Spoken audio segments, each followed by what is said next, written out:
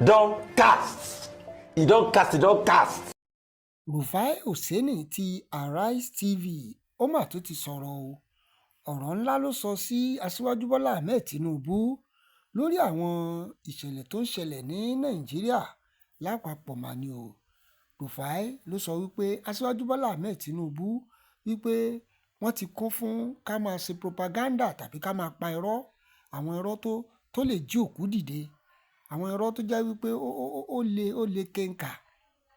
Nígbà tí Rufai ń sọ̀rọ̀, ó ní tí ìjọba Bọ́lá Ahmed Tinubu bá ti lọ báwọn kan ṣèpàdé láì tí ì sí àṣeyọrí nínú ìpàdé yẹn, wọ́n á ti gbé síta pé nǹkan táwọn bá bọ̀ léléyìí o, a kú oríire o gbogbo ọmọ Nàìjíríà, wípé ó kò ṣeé kà mọ́.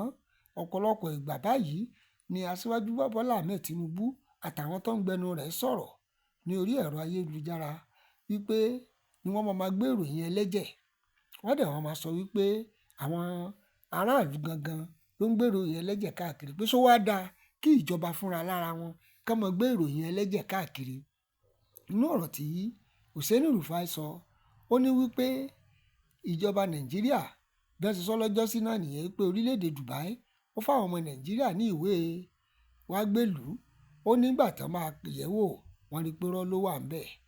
Ó ní oríṣiríṣi irọ́, ilé ìtàn tó pa náà lórí dọ́là, ilé ìtàn pa náà lórí epo bẹntiró. Ó lélẹ̀ ìtàn wá ṣe yìí, òun ló wá yí wọn lọ́wọ́ torí pé ó kó bá àwọn iléeṣẹ́ tí wọ́n sọ wípé wọ́n ti jọ tọwọ́ bọ ìwé àdéhùn, ìyẹn mask, àwọn tó ń kó ọjà wọlé láti òkè òkun wá pẹ̀lú àwọn kọ̀ńténà ńláńlá. Nígbà tí àwọn ènìyàn yìí tí wọ́n gbọ́ ìròyìn tí ìròyìn yìí tàn káàkiri orí ẹ̀rọ ayélujára, àwọn èèyàn yìí ìdókòwò wọn tó wà lórí àti àgbáyé ó bẹ̀rẹ̀ sí ní lọlẹ̀ sí i, tí àwọn èèyàn bẹ̀rẹ̀ sí ní withdraw owó wọn kúrò nítorí pé wọ́n fẹ́ bá Nàìjíríà dòwò pọ̀. Ìdí nìyẹn tó wá fi bí àwọn iléeṣẹ́ yìí nínú o, wípé àwọn ò bá Nàìjíríà dòwò pọ̀ o, àwọn ò dẹ̀ ṣetán láti bá Nàìjíríà dòwò pọ̀ rárá, kẹ́nikẹ́ni má fi rẹ́dẹ̀rẹ̀dẹ̀ yí àwọn lára o. Tí àwọn bá ṣetán láti bá Nàìjíríà dòwò pọ̀, àwọn ó sọ ọ́ tí gbogbo ayé dẹ̀ gbọ́ pé lóòótọ́ làwọn ti ṣetán, wípé nǹkan táwọn fẹ́ òun náà ni káwọn máa fún Nàìjíríà ní sọ́pọ́ọ̀tì, ìrànlọ́wọ́ báwọn ṣe ń fún wọn tẹ́lẹ̀ rí. Ṣùgbọ́n ilé ìtàn sọ yìí páwọn ti bá wọn dòwò pọ̀ pẹ̀lú $600 million pé kò sí ní tó jọ o, àhesọ ọ̀rọ̀ lásán ni o, kò sí nǹkan kan tó jọ. Ọ̀rọ̀ yìí wá ló bí Rufai Oseni ti Arise nínú pé láì ṣe blogger, ó sì wá jẹ́ pé ìjọba gangan ní ń gbéròyìn ẹlẹ́jẹ̀ káàkiri.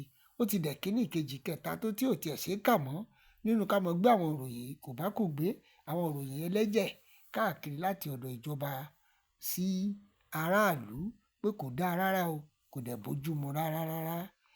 Ẹ̀yin yẹn wọ́n tẹ̀ ń gbọ́ wá ńlé, kí ni èrò tiyín lórí ọ̀rọ̀ tí Rufai sọ sí Aṣíwájú Bọ́lá Ahmed Tinubu?